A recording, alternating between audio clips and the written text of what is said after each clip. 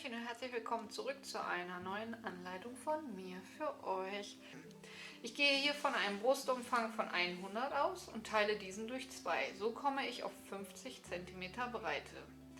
Bei mir ist es ein Quadrat geworden, weil ich dann vom Halsansatz herunter gemessen habe und gesagt habe, 50 cm Länge reicht. Dann geht das Oberteil gerade bis zur Hüfte. Bei euch kann natürlich auch ein Rechteck rauskommen, das ihr ungefähr 48 oder 50 cm Breite habt, aber sagt, ich möchte es etwas länger haben oder etwas kürzer haben, wie auch immer. Das könnt ihr ganz individuell auf euch gestalten. Danach schlagt ihr eine feste Maschenkette an, so wie ich sie euch gleich zeige. Ihr könnt auch eine Luftmaschenkette anschlagen, allerdings ist die nie so wirklich genau. Von daher kann ich euch diese Art, die ich euch gleich zeige, einfach nur empfehlen.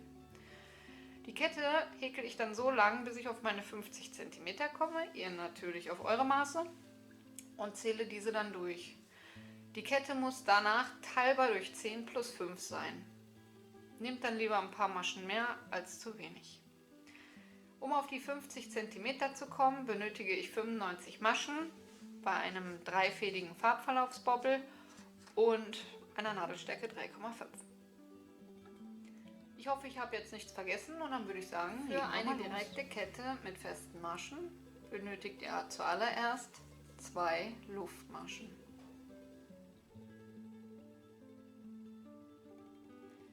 Danach stecht ihr in die erste Masche ein, am besten in die untere einzelne Lasche. Holt den Faden hindurch und zieht beide auf gleicher Höhe. Dann holt ihr den Faden durch eine Lasche und dann durch 2. Ganz leicht zu merken, erst durch eine und dann durch 2.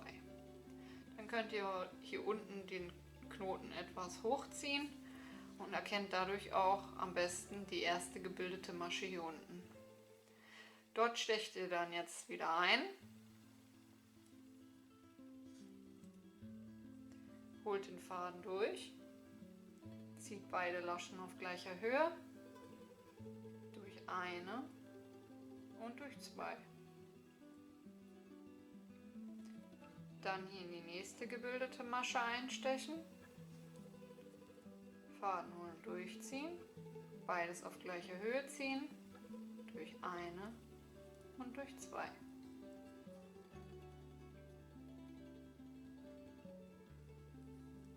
Und mit etwas Übung wird das Ganze richtig gleichmäßig. Der Vorteil dieser direkten Kette ist, dass ihr schon so gut wie das richtige Maß habt. Da wird sich nicht mehr viel verändern.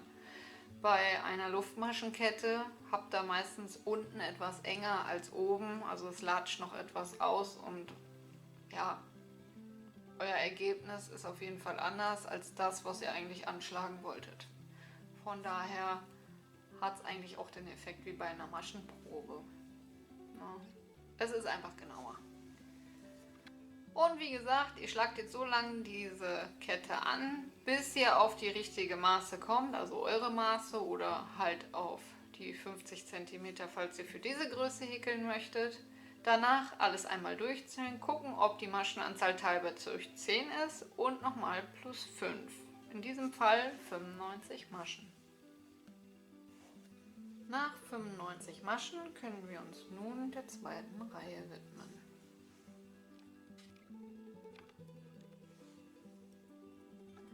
Dazu machen wir 3 Wendeluftmaschen und jetzt müsst ihr euch das so vorstellen, die erste Masche direkt am Fuß gehört zu diesem Stäbchen. Wir stechen also hier in die zweite ein, einen Umschlag und in die zweite Masche ein Stäbchen häkeln.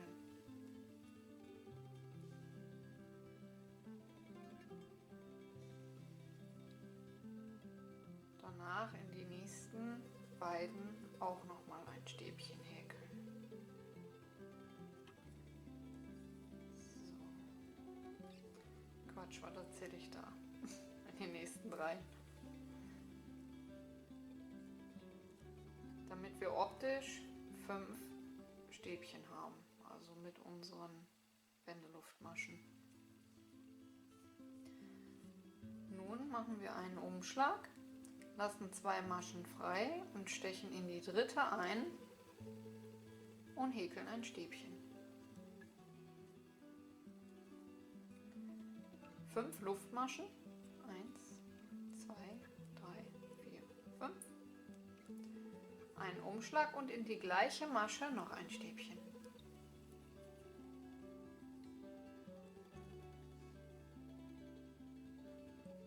Einen Umschlag, wieder 2 Maschen freilassen und ab der dritten wieder 5 Stäbchen in die nächsten 5 Maschen häkeln. 1, 2, 3,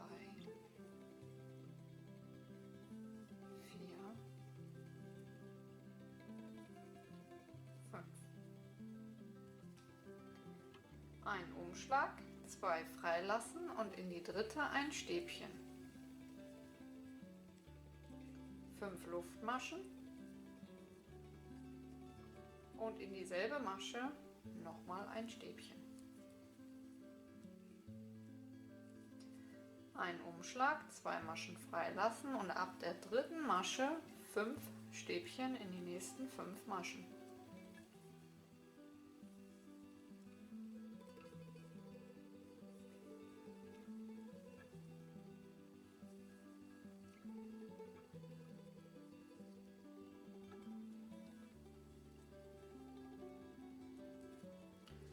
Und diese Reihenfolge behaltet ihr nun bei und häkelt bis zum Ende.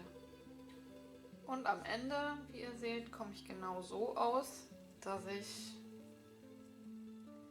sowohl am Anfang als auch am Ende die Stäbchen habe. 3 Wendeluftmaschen und ab hier jetzt in jedes Stäbchen ein Stäbchen. Unsere Steigeluftmaschen sind über die Steigeluftmaschen, also beginnen wir hier über das nächste Stäbchen.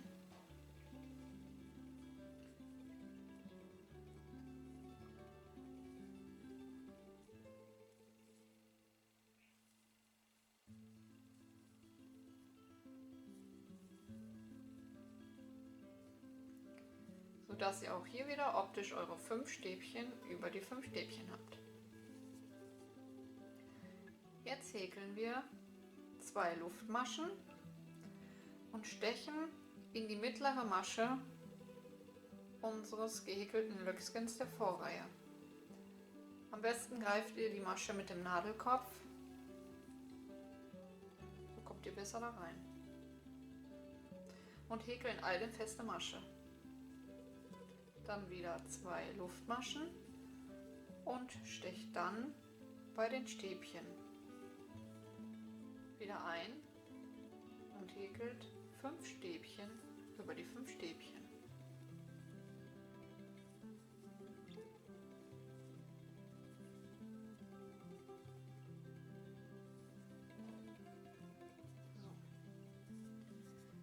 Also von den 5 Luftmaschen der Kette nehmt ihr das mittlere dritte und häkelt da eine feste Masche hinein. Ihr könntet jetzt auch um die Kette herum häkeln, wenn euch das zu kompliziert ist. Allerdings versetzt sich dann das Ganze beim Waschen wie auch immer und sieht dann etwas gruselig aus, beziehungsweise nicht mehr so sauber. Ne? Nach den 5 Stäbchen wieder 2 Luftmaschen in die mittlere einstechen, eine feste Masche häkeln, 2 Luftmaschen und wieder 5 Stäbchen über die 5 Stäbchen.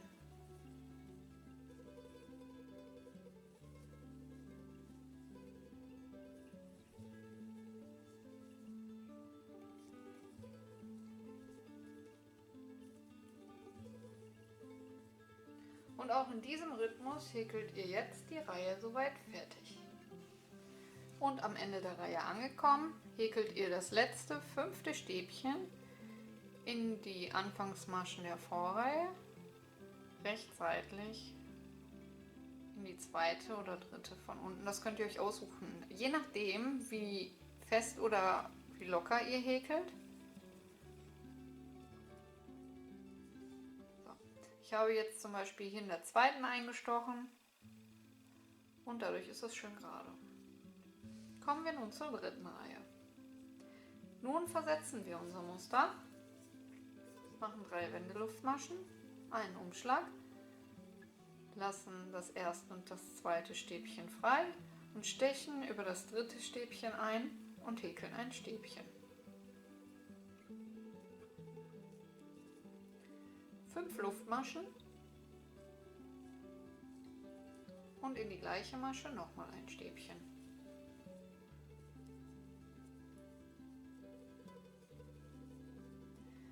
Nun links und rechts die beiden Löcksken behäkeln, und zwar in das linke 2 Stäbchen, ein Stäbchen in die feste Masche und 2 Stäbchen daneben.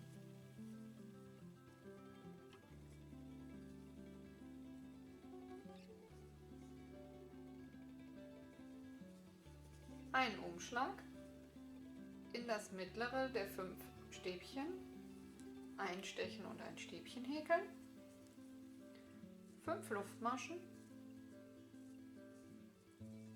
und noch einmal ein Stäbchen in die gleiche Masche.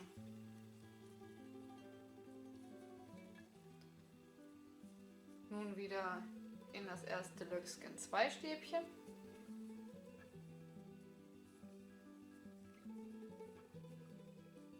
in die feste Masche ein Stäbchen und in das dahinter 2 Stäbchen.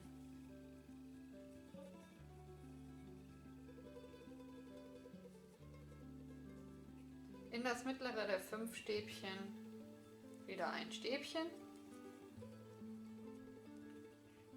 5 Luftmaschen und ein Stäbchen.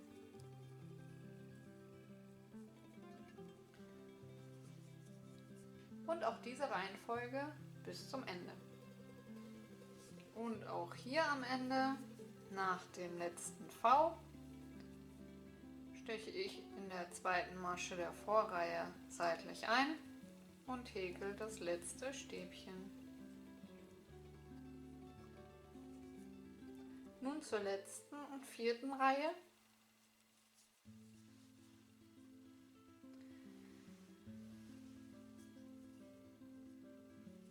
Wir häkeln 3 Luftmaschen für ein Stäbchen. Danach nochmal 2 dazu und stechen dann hier in die mittlere Masche ein und häkeln unsere feste Masche.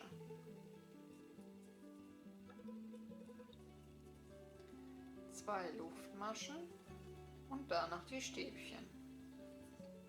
5 Stäbchen in die 5 Stäbchen der Vorreihe.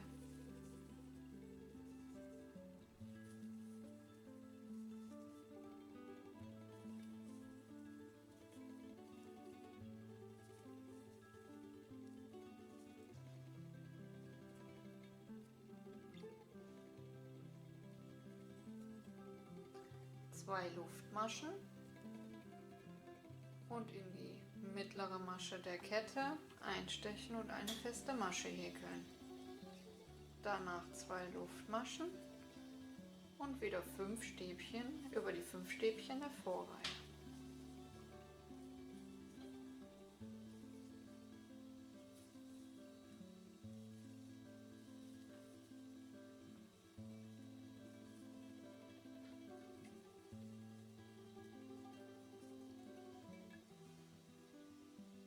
Und so häkeln wir jetzt wieder bis zum Ende. Und am Ende der Reihe 2 Luftmaschen in die mittlere Masche, die feste Masche häkeln.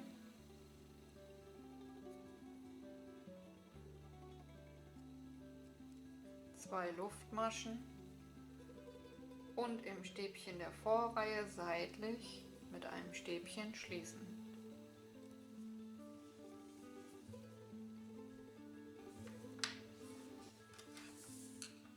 Nun kommen wir zum nächsten Schritt. Und zwar habe ich mir ja eine Länge von 50 cm ausgesucht. Da allerdings das Ganze sehr durchsichtig ist, werde ich mir im Brustbereich ein anderes Muster ausdenken. Und da könnt auch ihr selbst bestimmen, bleibt ihr bei dem Muster, möchtet ihr also quasi ein durchgehendes Netz haben oder häkelt ihr halt so wie bei mir. Ich werde nach 25 cm Höhe ungefähr eine 20 cm Borte erst einmal häkeln, wo man nicht so gut durchgucken kann. Aber bis dahin heißt es dann, dieses Muster, diese 4 Reihen jetzt immer wiederholen, bis ihr auf eine Gesamthöhe von 25 cm kommt. Und dann sehen wir uns wieder. Viel Spaß beim Häkeln. So, zurück nach 28 Reihen. Sieht das Ganze so aus. Circa 25 cm Höhe. Da alles sehr dehnbar und flexibel ist, nur so ungefähr 25 cm, wie gesagt, 28 Reihen. Kommen wir nun zum nächsten Muster. 2 Wände Luftmaschen. Ne, Quatsch, 3 Wände Luftmaschen.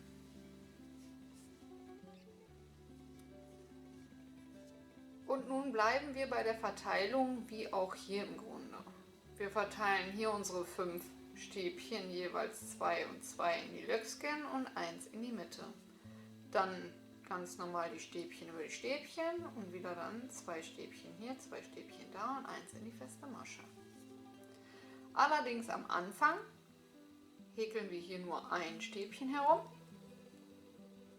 da wir ja durch unsere Wendeluftmaschen schon das optische zweite haben. Dann 1 in die feste Masche und wieder 2 in das nächste.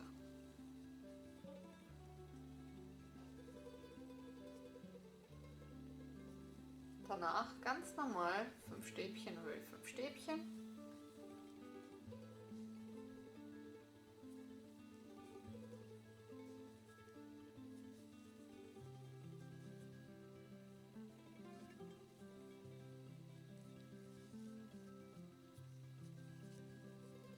Und dann wieder 2 Stäbchen drumherum. Ein Stäbchen in die feste Masche und 2 Stäbchen um die Kette herum.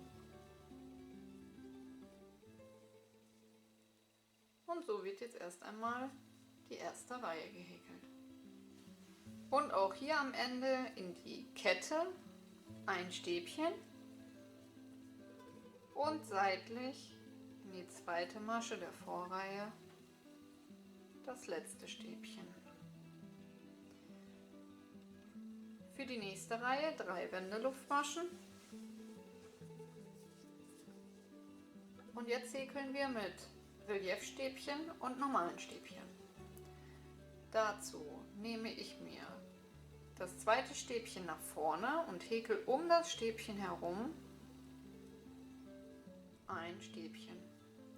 Dann einen Umschlag ins nächste Stäbchen normal einstechen und in das Stäbchen danach wieder drumherum nach vorne ziehen und ein Stäbchen häkeln. Das nächste wieder normal, das nächste wieder als Relief.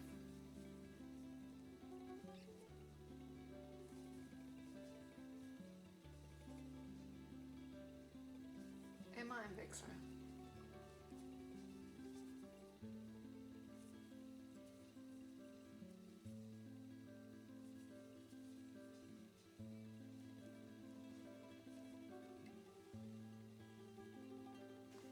Am Ende wieder das letzte Stäbchen seitlich abhäkeln. Und jetzt zeige ich euch noch die nächste Reihe. Für die nächste Reihe nehmt ihr jetzt das Reliefstäbchen der Vorreihe als normales Stäbchen Und das normale Stäbchen zieht ihr zu euch nach vorne als Reliefstäbchen. Also im Grunde den Rhythmus jetzt verschoben. Etwas anders.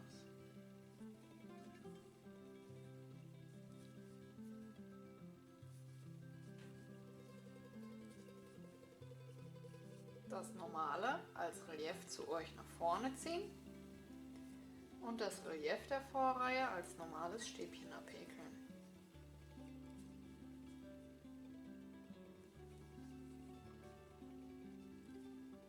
Und wenn ihr diesen Rhythmus einhaltet, in jeder Reihe wechseln, werdet ihr merken, dass es noch ein schönes Muster gibt. So, und ab hier häkelt ihr jetzt so weit, bis ihr auf ca. 10 cm kommt. Also hier unten 25 cm plus ca. 10 cm mit diesem Muster und dann geht es weiter. Bis gleich. Nach 12 Reihen mit Reliefstäbchen und normalen Stäbchen habe ich ca. 10 cm erreicht. Dieses Muster werde ich jetzt weiternehmen, um die Träger zu machen. Dafür habe ich mir die Mitte markiert und dann würde ich sagen, legen wir mal los. Die Außenseite wird weiter normal gerade hoch gehäkelt. Also werden wir jetzt erstmal mit 3 Wendeluftmaschen die nächste Reihe beginnen und bis zum Marker häkeln.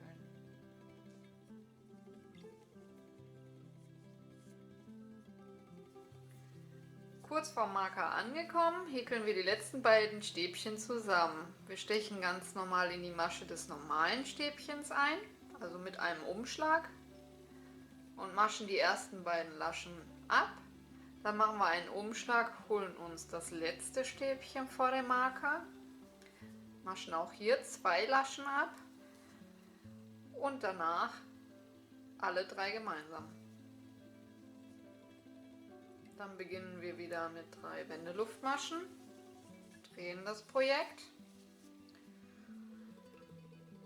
Diese Masche gehört zu den Steigeluftmaschen, also die nächste, und häkeln auch hier die zweite Masche halb ab und die dritte Masche halb ab, haben 3 Laschen auf der Nadel und machen die wieder gemeinsam.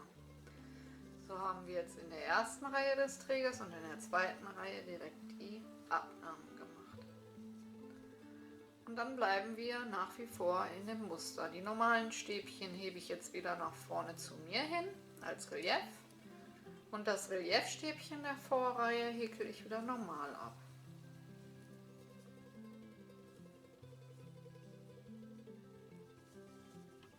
Und das war auch schon der ganze Spuk des Trägers. Insgesamt brauche ich jetzt noch, um auf meine 50 cm Gesamtlänge zu kommen, 15 cm. Also 15 cm Höhe für den Träger. Ich werde schauen, wie stark die Abnahme ist, auf wie viel Zentimeter ich komme, denn etwas Träger möchte ich mir dann doch noch überlassen. Der Außenrand bleibt gerade, wie schon erwähnt. Und dann kann jeder eigentlich jetzt bestimmen, wie er seinen Träger haben möchte. Ihr könntet auch in jeder zweiten Reihe eine Abnahme machen. Ihr könnt auch ganz bis zum äußeren Rand häkeln, aber da müsst ihr halt schauen, ob es auch reicht von der Höhe.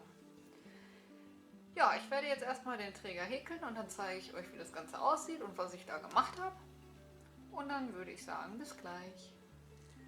Zurück nach 18 Reihen habe ich meine 15 cm Höhe dazu gehäkelt und habe eine Trägerbreite noch von ca. 9 cm. Und so sieht das Ganze dann aus.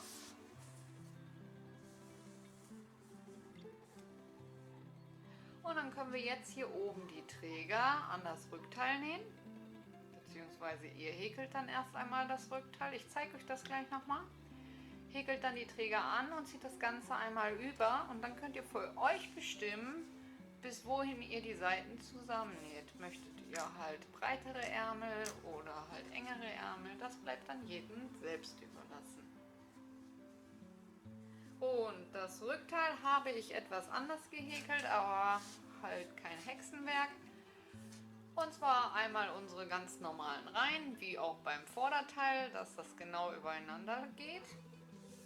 Danach habe ich die eine Reihe gehäkelt bis dahin, wo wir dann hier die Träger angefangen haben, aber anstatt halt die Träger anzufangen im gleichen Muster wie das, habe ich nochmal das Muster von unten hier oben angefügt.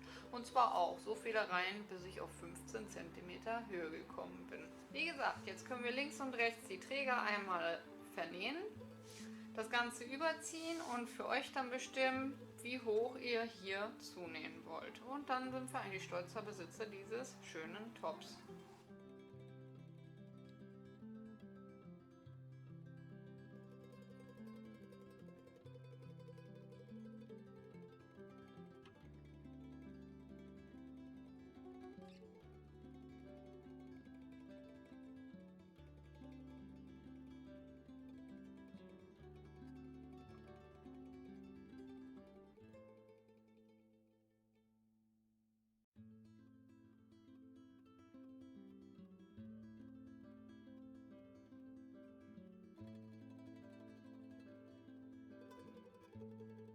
Seiten vernäht habe, werde ich jetzt nun links und rechts hier an der Seite beides zusammennähen und zwar nur bis hier zum Musterwechsel. Und wenn das Ganze soweit fertig ist, zeige ich euch das Endergebnis.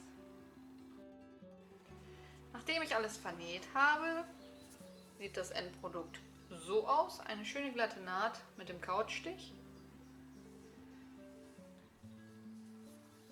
Danach habe ich nochmal einen Abschlussrand mit verdrehten Maschen an den Ärmeln gehäkelt, genauso wie unten am Bündchen.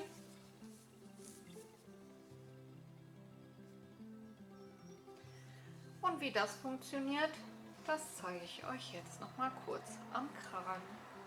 Für den Rand beginne ich in der Mitte des Kragens. Und wir beginnen, als würden wir eine feste Masche häkeln wollen. Dazu stecht ihr ganz normal in die nächste Masche ein und habt 2 Laschen auf der Nadel. Die zieht ihr in gleicher Höhe und verdreht dann die Nadel untenrum durch und mascht dann ganz normal ab. Dann geht ihr in die nächste Masche, holt den Faden hoch, zieht die Laschen beide auf gleicher Höhe, verdreht die Nadel nach unten durch und mascht das Ganze dann wieder ab. Nächste Masche, Faden holen, durchziehen, Laschen hochziehen auf gleicher Höhe und mit der Nadel untenrum und dann abmaschen.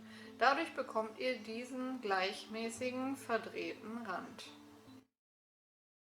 Und so sieht das Endergebnis aus. Wer möchte, kann sich selbstverständlich jetzt noch ein Bündchen dran häkeln und das Ganze ausarbeiten. Ich persönlich werde es nicht machen, da das Ganze so vorgesehen ist, dass ich es über ein Poloshirt oder Longshirt trage, also locker flockig zu einer Jeans. Ich hoffe, euch hat die Anleitung gefallen und ihr seid gut mitgekommen. Vergesst nicht eure Bewertung, wie immer ganz, ganz wichtig. Kanal abonnieren ist kostenlos und ich hoffe, dass wir uns dann beim nächsten Mal wiederhören. Bis dahin.